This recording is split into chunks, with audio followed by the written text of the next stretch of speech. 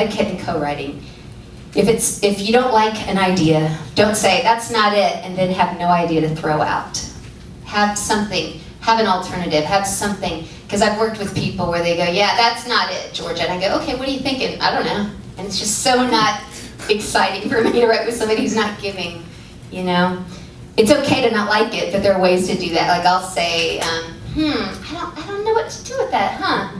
And then I'll have something else. I'll change the subject, try to bring up another angle, and maybe that'll work. Note from Gary, sing the song you're working on. If you're the artist, don't say, I'm not warmed up, or I never sing the songs when I write, or I can't swing the song till I learn it. Pro writers take that as a sign you're not invested in it. And there are a lot of things that you're doing. You're building a relationship with these writers. So singing it means you're taking it seriously and you're really learning it. And when the day is over, another big point is when I write with people that excite me musically. I just think, or there's something cool about them, I just believe in them. And what I do is after we've written the first song, if it's a really good song, and I think it's a really good song, and they seem to think it's a really good song, I'll go watch them play. And if they never perform that song, and they don't have a record deal, so they're trying to do showcases for industry people, and they never perform the song we wrote, and I think it's a really great song, then there's just no reason for me to write with them again. So pro writers are kind of out watching, because they know, I love artists that are proactive, and they go out, we write a song together, and granted, if it's not a good song, I totally don't blame you for not playing it out, but if it's really good, and you don't play it ever, then I think, wow, this artist doesn't like the kind of stuff I like, so there's really no reason to continue this relationship. And it's very simple. It may be just a bad match. It's very simple. There was an artist once I wrote with who was just brilliant. She was making her own records and she's a go-getter. And we wrote one song, she didn't cut it, but she made a record of her own. And then we wrote a second song, and she did a whole second record, and it wasn't on that. And then she asked me to write a third time, and I said, why are you writing with me? Because you don't record the stuff we write. And she goes, oh, no, I just thought you didn't like it. And I'm like, well, it doesn't matter what I think. It tells me that you're not interested in it. And she said, oh, Georgia, I'm sorry. And then the next record seemed to have some of my songs on it. I don't know what the difference was. I don't know if she had other pressures and she did like those songs or she really didn't like them. I don't know. But it's just that after the writing day, it doesn't end there. The writer that you're writing with and you're forming a relationship, and we want to see that you're fighting for it. And then let's say you get a record deal and you told me you really love this song, but you don't fight for it. And a lot of times you don't get your way. When you sign with a major, they've got committees set up to kind of tell you what they want you to do, and it's really hard when you're on a major. But you fight for it as much as you can, and it's just a message to the people that you do collaborate well with, that I'm fighting for you, and I'm out there in the ring. So write with me again, because I'm really fighting, and that's really important to the pro writers out there to know that.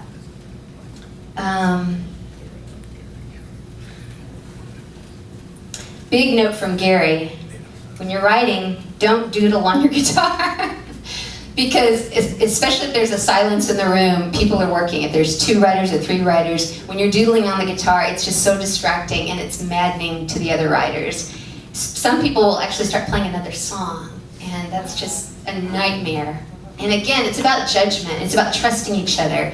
You don't have to have a deal. If you're great at what you do and you're writing with someone who does have a deal, or they're great at what they do, it's about the trust. You're learning about each other, and you're finding the people that you work well with. And people that doodle, it's just, I can't deal. I just can't. And neither can Gary, apparently. Write down lyrics as you go. If you don't, it looks like you're not engaged, even if you plan on getting to the lyrics later. And Gary's big thing is, here in Nashville, dare to suck. Don't be afraid to speak up. I mean, it's so hard when you're writing with someone you want to impress. You don't want to look stupid, but the point is we all look stupid, and if you're not able, it's not even true. We don't look stupid, we're vulnerable, and if you're not safe enough to feel like you can say something, you're not in a good writing relationship. You have to be able to speak up. Gary has a friend he writes with, and every time she says to him, this is going to be really stupid, here it comes, I've got this really stupid idea, he said he picks up the phone and orders a car.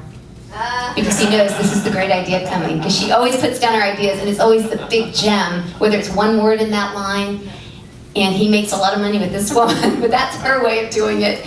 So don't worry, don't judge yourself, just say it. It's all about sharing information, and like I said, the minute I'm in the room with somebody, I'm gauging the level of trust between me and this person. I don't know them from Adam. I mean, but in general, we write with our friends. We write with people that we work really well with. But when you take a chance and you're writing with someone you don't know, but you love their music, the writing room's a really interesting place. You quickly kind of gauge where each other is at. I have my list of titles. Some have more weight than others, and if I get a feel for there's something about you, I think you're gonna get this idea. So I'm gonna throw out this idea, and I'm really protective about my ideas, as you should be too, because once it's gone, you know, it's gone. This is a big point. Every appointment you go into, please don't think it's about this one song, and you've worked your whole life to write this one song, and if you could just get this one song out there, your career's set. I thought that when I got to town. I had this one song, and I thought it was the greatest song ever written. And I go to these appointments at CSAC and BMI and ASCAP. I hadn't affiliated yet, and they said, "You're almost there." And I went, "Almost?" They went, "You're almost there. Just keep doing what you're doing."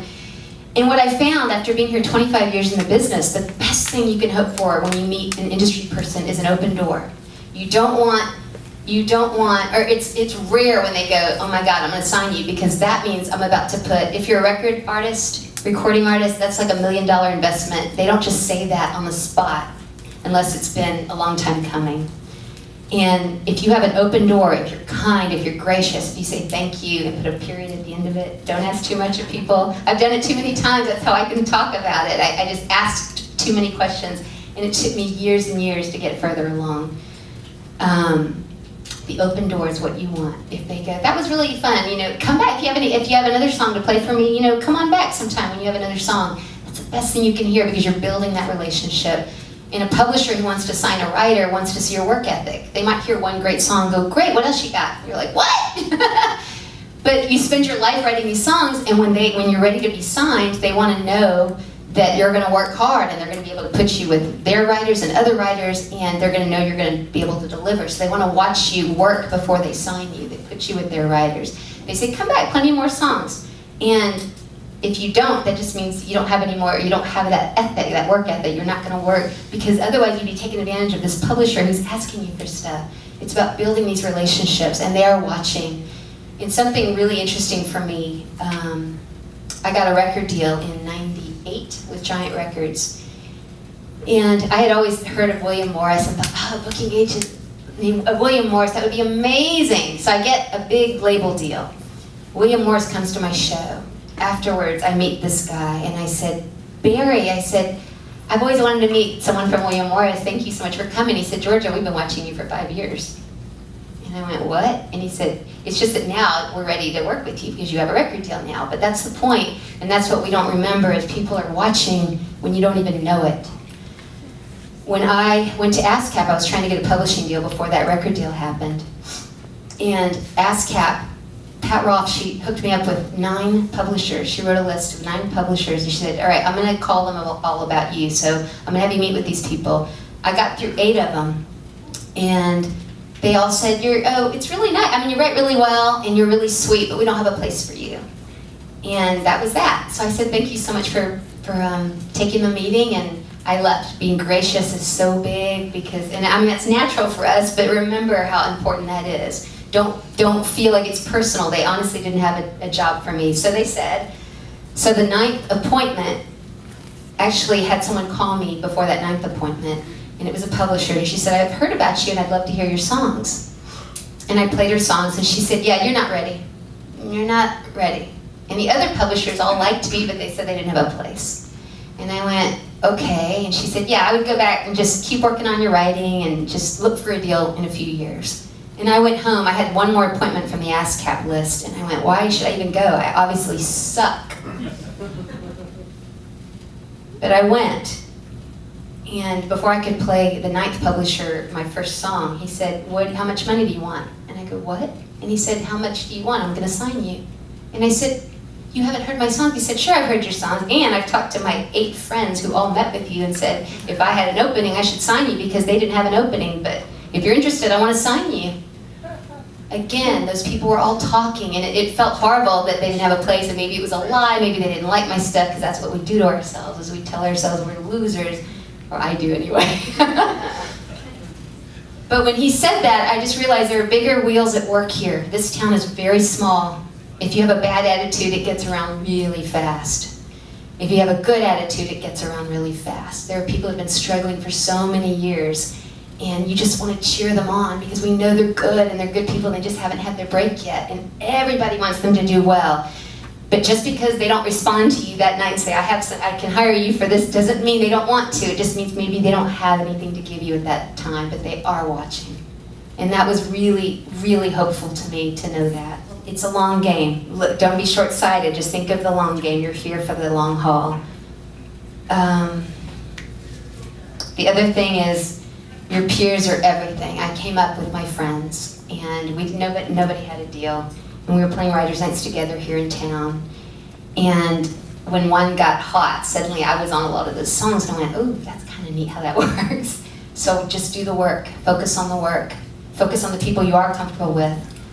Don't worry about those people who are well-established that you don't know. It's not about, they're not going to make your career, you're going to make your career. And you do it one step at a time. I don't know if Rick's still here, but that golf course.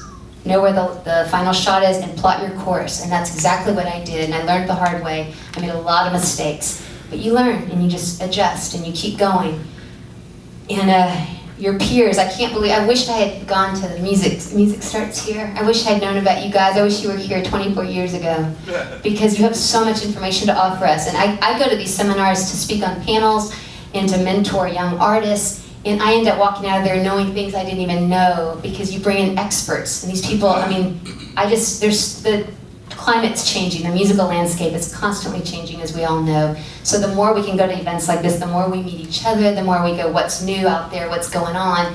But the one thing I urge you to take away is that we are our own business. Nobody cares about us more than we do. And it's up to us to be smart and learn, get the information, and do it one step at a time. Gary's father was an electrician, and he said, the way you do it, son, is you do one thing at a time. I know we've got this whole wall to take care of today, but we're going to do it one little piece at a time, and by the end of the day, the wall will be finished. And that's really important for us. It's a long game, one step at a time.